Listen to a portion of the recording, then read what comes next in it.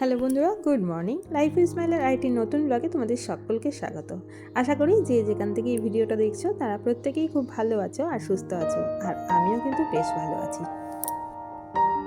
আজকে তোমাদের সাথে শেয়ার করব যে আমি কিভাবে প্রত্যেক মাসে আমার বেডরুমটাকে ডিপ ক্লিন করি। আগে অনেকবার অনেক ক্লিনিংয়ের ভিডিও দেখিয়েছি, কিন্তু বেডরুম ক্লিন করাটা প্রত্যেক মাসে যেভাবে করি সেটা কিন্তু তোমাদের সাথে শেয়ার করিনি। আর তোমরা তো জানোই যে আমার কোনো হেল্পিং হ্যান্ড নেই, আর বাড়িতে এক্সট্রা কোনো কেউ নেইও যে আমাকে এইসব পরিষ্কার পরিচ্ছন্ন বা অন্যান্য কাজে সাহায্য করবে। সুতরাং আমাকেই কিন্তু ঘরের সমস্ত কাজের সাথে এই ক্লিনের কাজগুলো করতে হয়।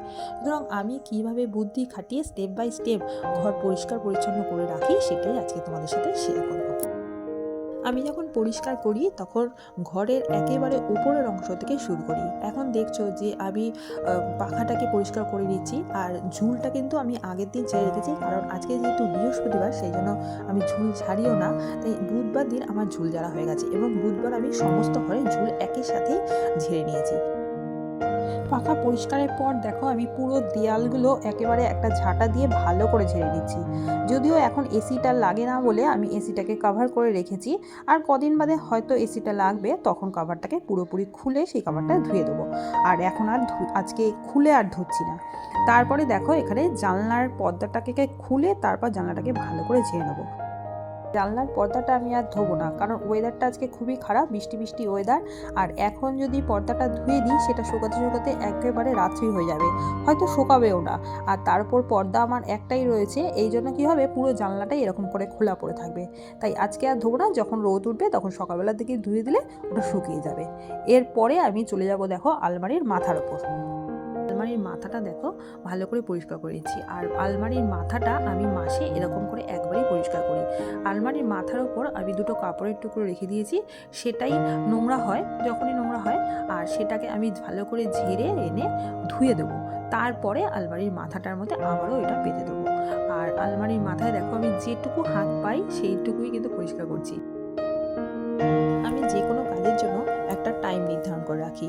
আজকে যেমন এই বেডরুমটা পরিষ্কার করছি, মোটামুটি 9:45 থেকে শুরু করেছি। আমি ভেবেই রেখেছি যে এটা আমি 1 ঘন্টার মধ্যেই কমপ্লিট করব।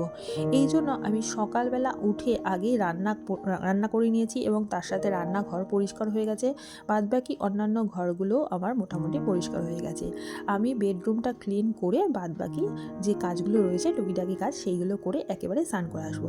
এতে সুবিধা হয় কি, আমার ওই 1 ঘন্টার টাইম কিন্তু এক্সট্রা টাইম, যেহেতু আমি প্রত্যেক দিন এক্সট্রা একটা কাজ করার জন্য রাখি, তাই আজকে এই এক্সট্রা কাজ হলো আমার বেডরুমটা ডিপ ক্লিন করা।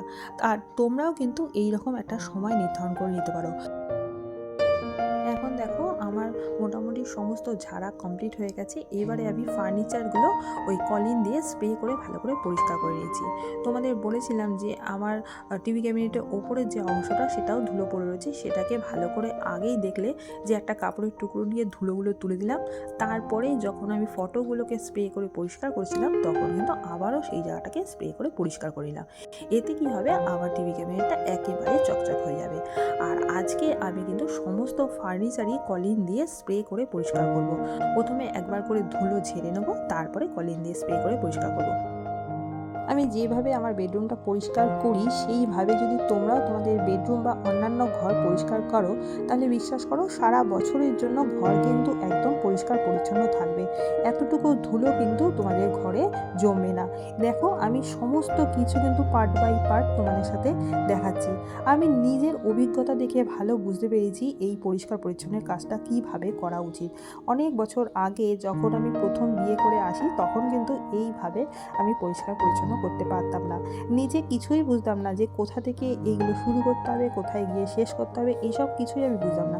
কিন্তু এইগুলো আমি আস্তে আস্তে সমস্ত কিছু শিখে নিয়েছি। হয়তো আমার শেখার ইচ্ছা ছিল বলেই আমি এইগুলো শিখে নিয়েছি।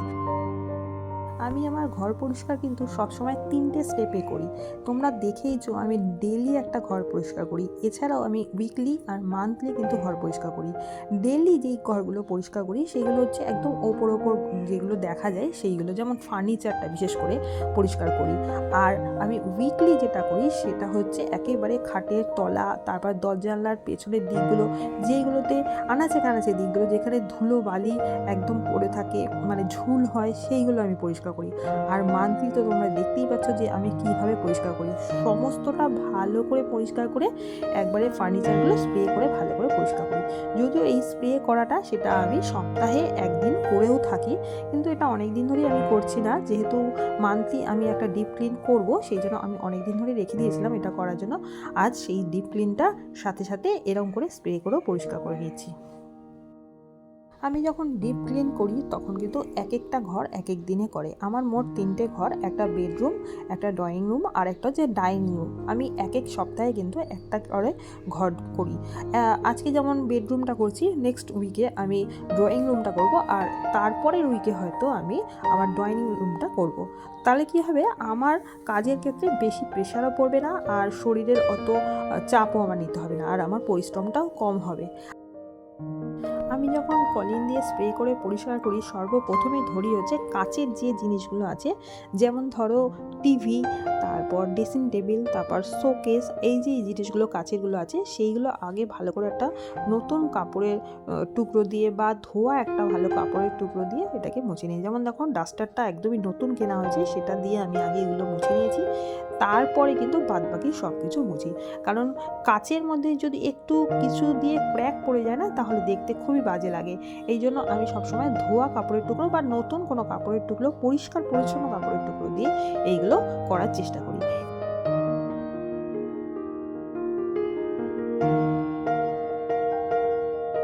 এরপরে দরজা জানলাগুলো ভালো করে পরিষ্কার করে দেখো এবার ঝাড়ু দিয়ে নিচ্ছি। ঘরে খাটের তলা, আলমারির তলা, এটা যতটা অবধি আমার বারণ যায় ততটা অবধি আমি দেখো পরিষ্কার করে নিচ্ছি। আর যেহেতু আমি উইকলি একবার করে খাটের তলা ভালো করে পরিষ্কার করি, সেই জন্য কিন্তু খুব একটা ধুলো আমার বেরোয়নি, তোমরা দেখলেই বুঝতে পারছো। এরপরে যেগুলো সরিয়ে সরিয়ে পরিষ্কার করা, যেমন ধরো ওই সাইড টেবিলটা সরিয়ে পরিষ্কার করে নিলাম, কারণ তার পেছনের দিকটা একটু ধুলো ছিল, সেগুলো সরিয়ে পরিষ্কার করে নিচ্ছি। তারপরে দেখো দরজার পেছনের দিকগুলো কিন্তু ভালো করে একেবারে ঝেড়ে দিচ্ছি, যাতে ধুলো বালি বা ঝুল না থাকে। এরপরে দেখো আমি ভালো করে ঘরটাকে মুছে নেবো, আর ঘর মোছার সময় আজকে কিন্তু আমি সার্ফের জল দিয়ে ঘরটাকে মুছবো, কারণ যেহেতু ধুলোবালি রয়েছে তার জন্য সার্ফের জল কিন্তু খুব ভালোভাবে ধুলোবালি পরিষ্কার করে দেয়। বন্ধুরা, আমি যেমন করে আমার ঘর বাড়িগুলো পরিষ্কার করে রাখি, বা আজকে বেডরুমটা যেমনভাবে পরিষ্কার করলাম, তোমরাও যদি সেইভাবে পরিষ্কার করো, তাহলে দেখবে ঘরের মধ্যে কোনো আরশোলা, মাকড়সা বা পোকামাকড় এতটুকুও বাসা বাঁধবে না। ঘর মোছার পরে একেবারে স্নান করে চলে এসেছি আমি বিছানা চাদর পাততে। তো বন্ধুরা, আজকের ভিডিওটা কেমন লাগলো অবশ্যই কিন্তু জানিও, আর আমার বেডরুম ক্লিনটা তোমাদের কেমন লাগলো সেটাও কিন্তু বলো। আর যদি ভালো লেগে থাকে তাহলে প্লিজ একটা লাইক করো, কমেন্ট করো আর সাবস্ক্রাইব করে দিও। আর আমার নতুন এবং পুরনো বন্ধুদের জানাই অনেক অনেক ধন্যবাদ আমার ভিডিও দেখার জন্য। আর যারা নতুন তারা কিন্তু চাইলে পুরনো ভিডিওগুলো দেখতে পারো। যদি মনে হয় যে সাবস্ক্রাইব করতে চাও, তাহলে কিন্তু সাবস্ক্রাইবও করে দিতে পারো। তো বন্ধুরা, আজকের মতো আমার বেডরুম ডিপ ক্লিন একদমই কমপ্লিট। দেখো আমি চারদিকটা দেখাচ্ছি, তোমাদের যদি ভালো লেগে থাকে তাহলে প্লিজ প্লিজ একটা লাইক করে দিও আর একটা কমেন্ট করে দিও। আজকের মতো তাহলে এখানেই শেষ করলাম, টাটা, বাই।